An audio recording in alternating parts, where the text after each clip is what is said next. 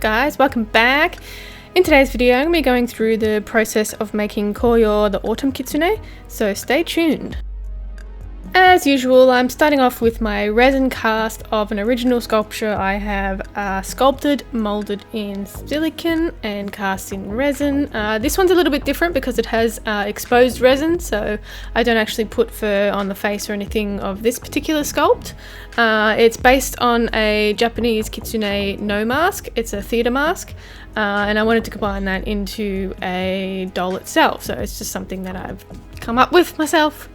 So as this will be a resin face, I do sand it a little bit once it has been cast in resin, just to even out all of the surface of the face and to make things smooth, because it's not always smooth when you mold things the first time. So yeah, I do sand all of these faces.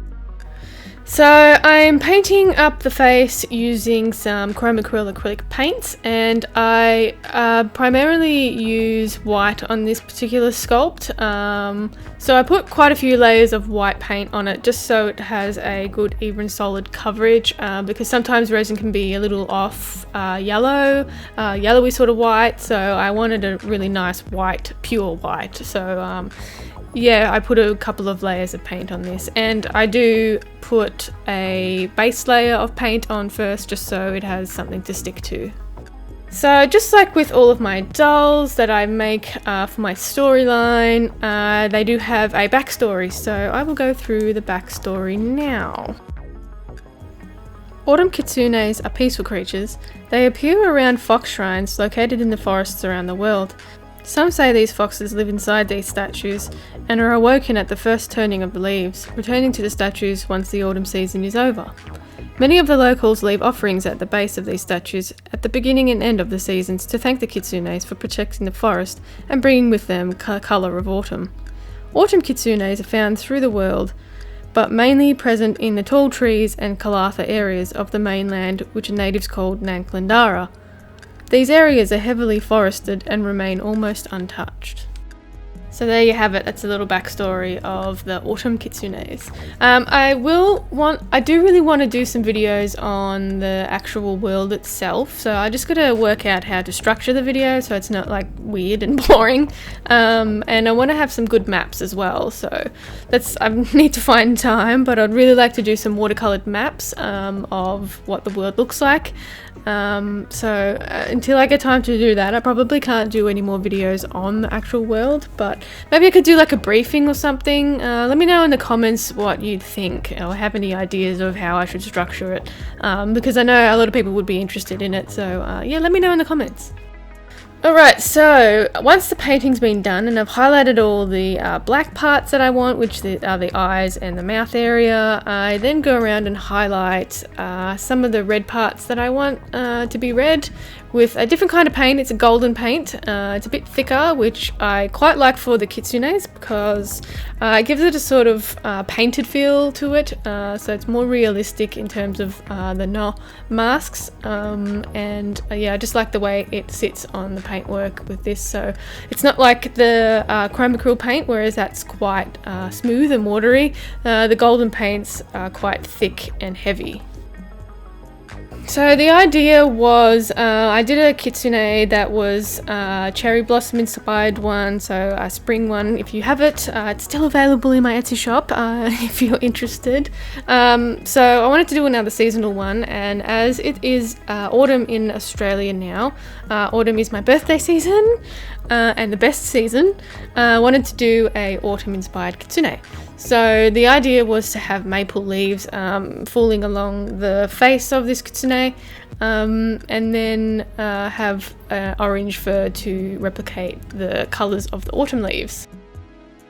So now I'm thinking I kind of want to do the rest of the seasons, so summer and winter, and I mean winter's pretty easy. I can do something blue and you know, maybe some snowflakes or something, but summer's going to be a bit more difficult. I'm not too sure what to do with it. I suppose I could do like a Japanese inspired sun, you know, like Japan has the land of the rising sun sort of theme, so I could possibly do something like that.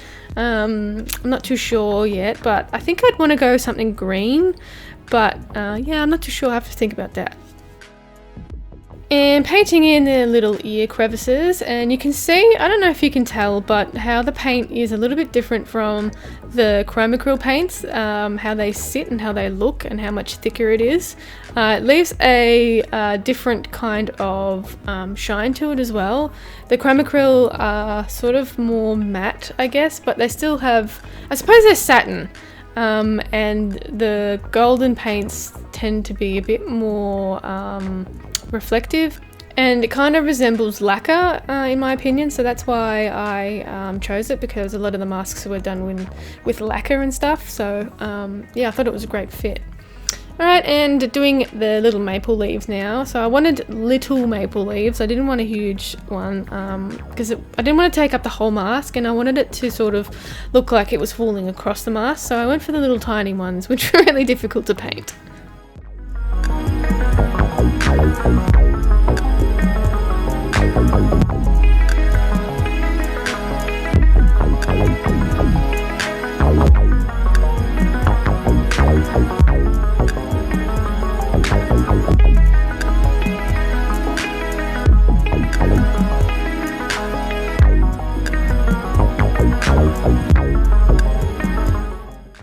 Alright, and once it's all finished and painted, I leave it to dry, and then I will give it a coat of some Liquitex matte varnish. And moving on to the feet, so I decided to go with 2 different feet this time. So this is a foot that I use for the squirrel. I don't know why I chose it, I felt like something a bit different, so I used the front feet of the squirrels that I do, and they're a bit more pointy and a bit different, and the back feet are made from the fox feet that I normally use, as you can see here. And then I'm just painting up the ends of the little paw pads, and then I will attach it to the armature and cover it in fur, so no need for too neat a job of painting. And this is the fur that I'm going to be using. It is a fake Mongolian faux fur. It's called Mongolian faux fur, and it has a really nice texture. I use it in a lot of my dolls. Mainly I've used this one in my Phoenix dolls, but I also use this particular fabric for all of my Kitsune dolls. So as you can see here, I've drawn out all the patterns for the body onto the back of the faux fur, and just cutting it out now, remembering to only cut the backing and not the pile of the fur, because then you render it useless and all of the texture is lost. So these patterns I have done myself, so I'm not going to give patterns out to everyone, sorry. I know I get a lot of questions about it, but it's not going to happen. So once that's all cut out, I then pin all the pieces together, and then I will sew it up on the sewing machine, being careful to remove the pins because I haven't removed the pins before and that's been disastrous. So I prefer to use a sewing machine because it is a lot stronger than hand sewing everything. So again, I know I say it all the time, but I get the same questions in every video, so I use the sewing machine because it's stronger. So I usually leave a couple of the ends open, like the legs and the back end, so I can flip it the right way around. You don't want to sew things that are too small because you'll have a hell of a time trying to push that piece back on itself, and it's just not worth it, so you will end up having to hand sew some things anyway. So here's what we've got once I have run it through the sewing machine, and you can see I have the back end open and also the legs are open as well, so I can easily flip it the right way around. Usually I cut some stress sections out of the corners just so the body can move a bit better when it's together. So here's what we've got when it's flipped the right way around. Just looks like a big fluff ball. You can't even tell what it is here. But once I've done this, I will then make the armature out of wire. I've recently been using a ball and socket armature, so I want to do a video on that because there's some pros and cons about both sides of the armature, so I'll definitely do a video on that, so stay tuned for it. So once I've made the metal armature, I'll insert into the body, attach the resin pieces to the wire armature, and then I'd stuff the body with polyfill. And I don't really like using the batting because I find it too hard and it doesn't really give me the right shape or texture that I want, so I don't really use it. And then I'm just going to add a few little red pieces. I don't know why. Just thought it needed some red colouring on it, using some Jacquard fabric paint, and I highly recommend this fabric paint as well. It's the same brand as that Lumiere paint that I use. So here it is. It is available in my Etsy shop if it hasn't already been snapped up. The link is in my description, so check it out if you're looking to adopt her.